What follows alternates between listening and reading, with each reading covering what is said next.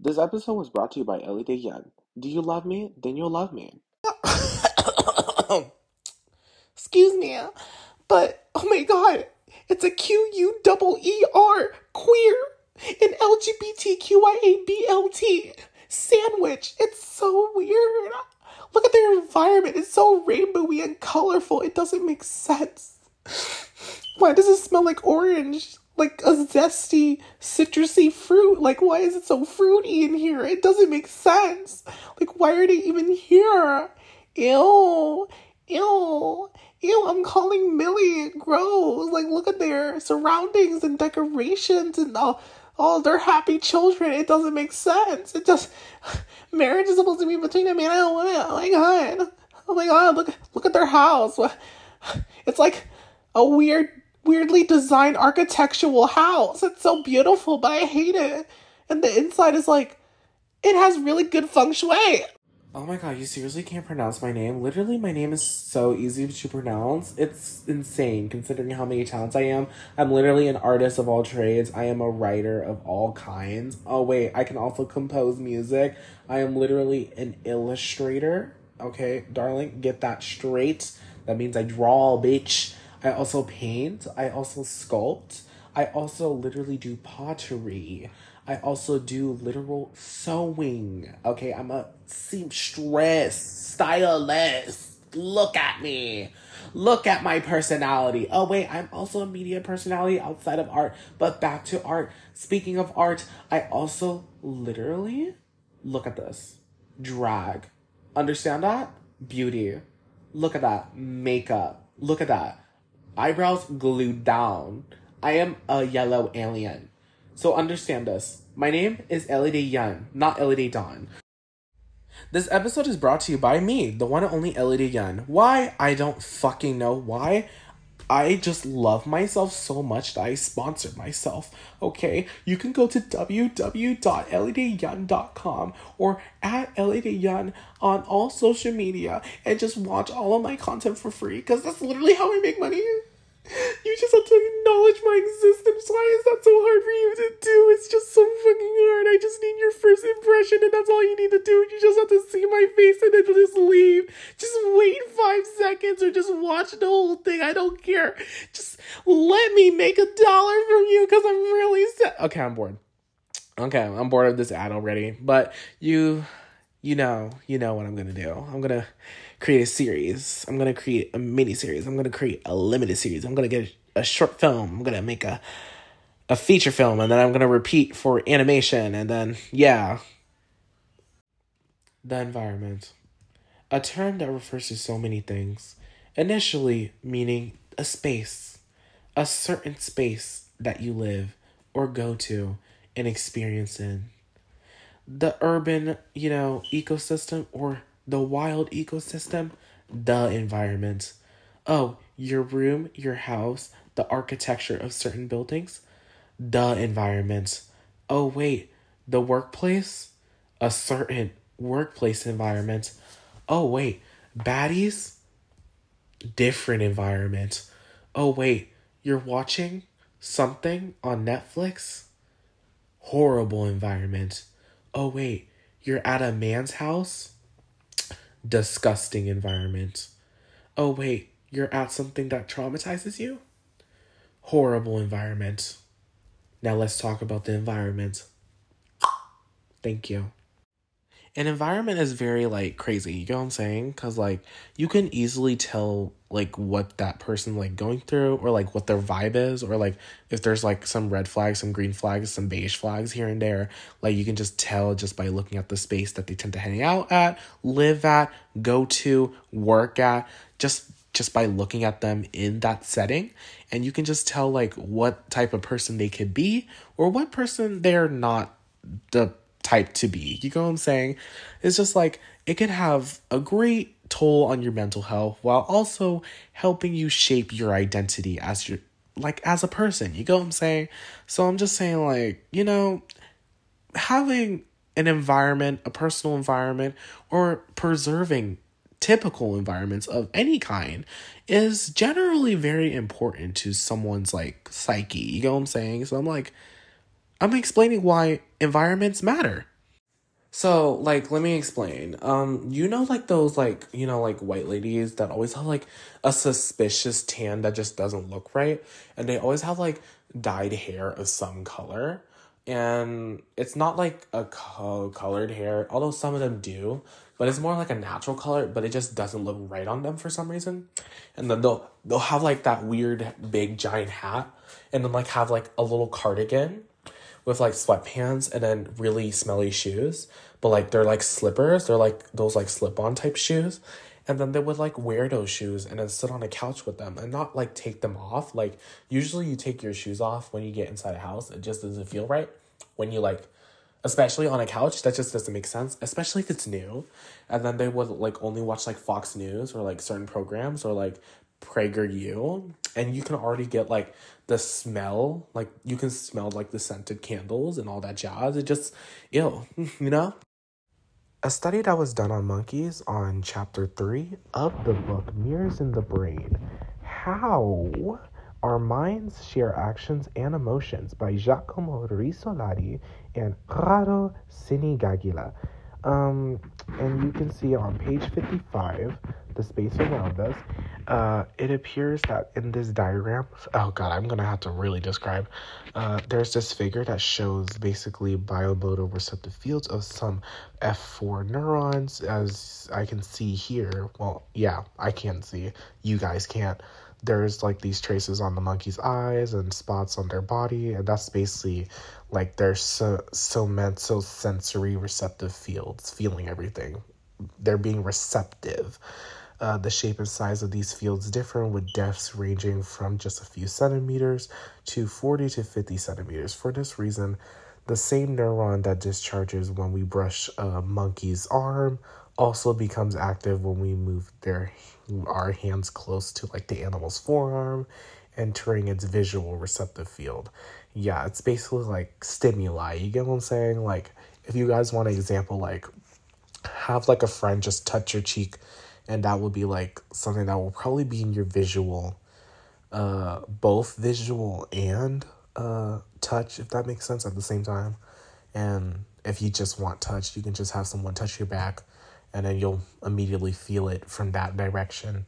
Like, you immediately know. And then when you like see something like a pencil dropping, that would be an example of like visual receptive sensory kind of feeling. It's just being discharged. Yeah, that's a prime example of like simple like surroundings, like noticing. So what does fucking stimuli have to do with the fucking environment and how it could make us have an identity crisis? It fucking can. If you walk into someone's room and see an American flag, you'll run for your motherfucking life because you know you're gonna be in a Get Out movie in 2 seconds. So yeah, 100%. You are going to be like getting a goosebump. You're gonna get a shiver down your spine. You can get a shiver me timbers for all I care. That's gonna happen when you see a room like that. Or if you see like a cozy room with like a Nintendo Switch and a Roku TV and Animal Crossing, you get like a vibe where it's just like, oh my god, are you gay? Oh my god, are you a queer? Are you a BLT? Like, yeah, like, obviously, you're gonna get a vibe. You're gonna get a vibe. Before we get into my opinion, I think we should talk about, like, my dramatic ass life experiences, because I feel like this podcast is in the personal journals category, so I do have to talk about my life. So, basically, to connect it, there was this dude when I was, like, talking to during, like, when I was 16. This was, like, the Yubo days. It was Disturbia. Actually, I was how old? No, I was actually 15. I was 15, 16-ish, like, 15 going on 16. So, like, I was 15 the year after, well, not the year after, months after, when I turned 15, and then it just transitioned to the other year, and then I was just waiting to be 16. But, basically, I was on Yubo, right? Because I signed up for it when it was like, at first it was called Yellow. but then it remarketed itself as Yubo. So I downloaded Yubo, and I was like, using it and stuff. Like, I felt so old now because I remembered the original name of it. But basically, Yubo is, for the older people, Yubo is like this rebranding of an app called Yellow. It was basically like a teenager dating app, friendship app, basically Bumble for teenagers. I don't agree. It's basically Bumble and Grindr for teenagers. I don't recommend it at all. If you're a teenager, be a teenager. And if you're 18 and 19, 20, you're still a teenager. You're not really considered a young adult until you're 21 to 25 scientifically, because nothing really changes from 5 years old to 20. So yeah, 20. That's the reason why the drinking age is 21, in America. So, and that's the reason why the age of consent in Bahrain is 21, and most of the world, it's 20. So, take that if you will. So basically, back to the story. There's this guy, right? And I swiped. Do they do the swiping thing anymore on Yubo, or is it like a like thing? Anyways, so basically there was like this southern guy. Like, he's not southern, but he's like Missourian. So it's like the Midwest, it's like the South, but in winter. You know what I'm saying? So like, instead of like horses, there's moose. Like, it's like basically Canada, but like a yippee-ki-yay kind of factor. So with Missouri, it's just like, oh, Missouri's kind of weird. He was just like there. So if you don't know, Missouri has like this weird, I don't know. It's not like stereotypical as other states would be. Like, you know how like in movies and shows, like there will be stereotypes of teenagers. With Missouri, there are stereotypes, but it's like a diverse stereotypes. Like, you'll have people in like every archetype in just one place in one area per city. So when you're in Missouri, you're just like, you just vibe with people of different personalities. You get like the country bumpkins, or like the stereotypical Missouris that pronounce pern, people who can't even pronounce jewelry. Actually, I'm one of those people. I can't pronounce it out. Jewelry. And then there's St. Louis. I can't pronounce jack shit. But yeah, it's just like, yeah, and Missouri's weirdly dangerous in a way. Like, people forget that Missouri is one of the most dangerous states, but it's like so casual that you don't even notice it. Like, you can be friends with someone who casually committed a crime and you wouldn't even care. Like, in my opinion, like, as long as you're not like a pedophile, I'll be okay.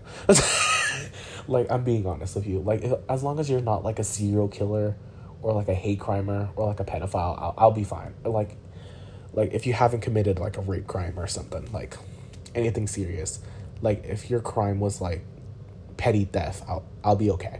But yeah. So basically, this guy, he's like this stereotypical like yarn ski. Yeah, you get what I'm saying? Like, you know what vibe I'm giving off? Like, if you're from Missouri, you'll understand. If you're not, he's basically like that guy that drives a truck, but like stereotypical Midwestern, Bud Light drinker, typical, like, probably would call you a slur, but I didn't know he was that type of dude until I got to him, because to me, he dressed like, you know, like those sports dudes in the Midwest. Like, they'll usually have like a hat, and they'll always have like a girlfriend of some kind, and like the girlfriend will always be like the person you do not expect them to date, but then again, you kind of expected them to date because it's so normal in Missouri. But like, it's usually always like this, they always both play sports, but one is always more country, and then the one is always more, and then the other one is always more bougie. So it's just like, how did those two even meet? So I was about to go into I thought I was about to be in that era of my life when I was talking to this dude, and I was like, oh, I'm gonna be like them. Cool, cool, cool. No, I was wrong. I was wrong. This dude is far from that. This dude is living hell. So I don't think he is like racist and stuff. I do genuinely think it is his dad that is in the wrong. But I didn't date him because I didn't want to die. So you see, like, we were basically flirting with each other, and I was getting ready to like send a titty pic. Like I was getting like, remember, I was like, what, 16, 15 at the time. We were both the same age. But I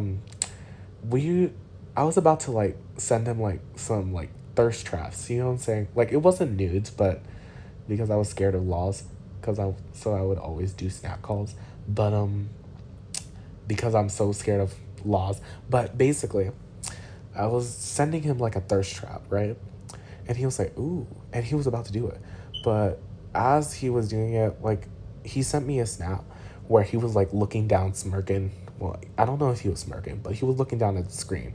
And there was a Confederate flag right behind him. Like, I can't make this up. Like, there was a whole Confederate flag right behind him. And I was like, oh, the flag. And he said, oh, it's my dad's. And I was like, huh? And he didn't really explain anything. But, like, in Missouri, when you say it's your dad's, it's serious. Because, like, let's admit it. Some of our parents, they can be questionable, but with their ideologies. So when he said his dad, I believed him, obviously. And I still believe him to this day. But the reason why I chickened out of, like, ever talking to him again, so that does mean I was still a virgin at the time. Not anymore, because of last year. I had rebound sex. But, back then, I was planning on losing my virginity to him because we were talking for a bit, but we were, like, flirty for a bit. Like, it was that flirty. I was like, you know what? I want to fuck. And he was like, yeah, I want to fuck, too. And then he just had like a Confederate flag right behind him, and I was just like, for me, being Asian, I didn't want to be murdered like the Yellow Peril era where a bunch of Chinese men were getting lynched. I didn't want to go through that. Like, a bunch of Chinese men and young teenage Chinese women were getting lynched just because they were getting richer than white people. So I was thinking about that moment. So when he said dad, and I immediately had like an image in my head where it was like guns and stuff. And that's how I tie it to this episode specifically, is simply because, like, things like that, like, if you just have a Confederate flag in your room at all, like, I can immediately imagine what your life is. Like, even if it's like your dad's, that even changes it a bit in a way, because now I'm seeing the dad, just by looking at that room, as like a gun holding QAnon watching man. Although, if you are that dude out there, and if you do want to, like, you know, go on a date once in a while, like, I'm down for a date, but, like, I do genuinely believe it's your dad's. But if you don't have that ideology, I don't mind going on a date. But still, that was concerning to me. Because that just makes it worse. Because that just makes me think, like, the mom and dad are probably committed a crime, you know? Like, I already got a vibe. Like, I'm scared. I'm scared for my life. Terrified. Genuinely. Like, help. Like, what do I do in that situation? Like, I am a darker skin-toned Asian girly who's not even 21 yet. Like, I have things to do. I have things to do, like, save for retirement and achieve fame. And yeah, that's pretty much my own goals. But I'm still concerned, you know? Like, what if I did go, what if I did, like, come over? Or, like, what if I told him to come over? Like, what would happen? Oh my god. I'm thinking of so many possibilities right now. So, what's your opinion on the environment mattering and how it affects us as human beings? And that, yeah, I do agree that, you know, the environment does matter in any context, an urban environment or a natural environment or even just your room or work environment. Um, Literally, based on room decor alone, I can immediately tell that what type of person you are. Like, if you have a sign that says live, laugh, love, I immediately know that there's something wrong in your life and you need therapy. Because why do you have a sign that says live, laugh, love? That's concerning. Or like, yeah, like I immediately knew you had like a rough childhood. Like, honey, I'm here. I'm here if you need to tell me anything. Like, I know you have tea, personal tea to spill. So, yeah, yeah, yeah, come on, girl. Tell me about it. Okay, so, in conclusion, oh my god, that's such a basic way to start things. But, in conclusion, the environment can easily, like, affect how you perceive people and all that jazz. And that's why, like, the environment matters. Understanding how you can get context clues from their room, all that jazz, and tell them who they are. Or maybe it could be like, maybe a sign they're not okay, or maybe they just live and get out. But there, it can tell you about a person. You get what I'm saying? And then it can help you. It can help you. You know, I feel like this episode needs a part 2. It really does, because I feel like, yeah, like, because, like, the environment, there's so many ways to describe it, because, like, this evidence can be used for literally a lot of things, but, I feel like I didn't really talk much about nature, but any environment can affect you mentally and stably, but the sources do account for, like, literally any kind of environment and how you would be infected, inaffected. What did I say? Affected. Is it affected or affected? Affected. Okay. I'm genuinely going insane. Okay.